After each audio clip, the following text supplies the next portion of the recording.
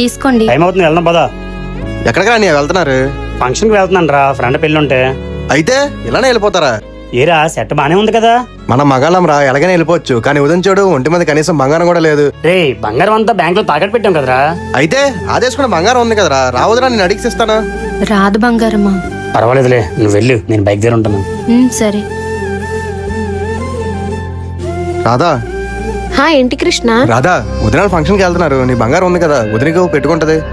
మీ వదిన బంగారం లేకపోతే ఫంక్షన్ కి వెళ్దేంటి? ఏంటి రాధా అలా మాట్లాడుతున్నావు? వదినగా కదా ఇవ్వమని చెప్పింది. వాళ్ళ బంగారాలేమో బ్యాంక్ లో దాచుకొని ఊరోళ్ళు బంగారాలు వేసుకొని తిరుగుతుంది ఏంటి మీ వదిన? ఏంటి ఎక్కువ కృష్ణ, మాట్లాడుతున్నావు? ఏంటి కృష్ణ తన మీద చేయెత్తుతున్నావు?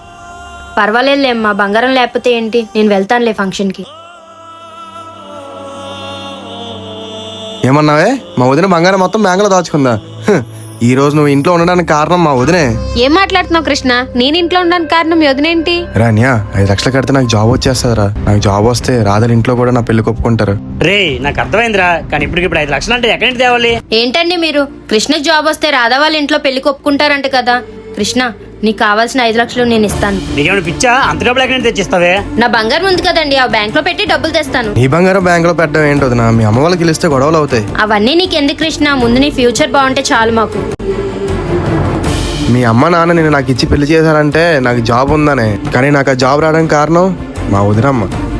అయినా నా పిచ్చి కాకపోతే బంగారం లాంటి మా వదినమ్మకి ఎందుకే బంగారం? మనుషులంటే విలువ లేని వస్తువులంటే విలువ వస్తున్నావు చూడు, నీకు కావాలి బంగారం. ఛీ, వెళ్ళా బంగారం పెట్టుకొని వచ్చావు.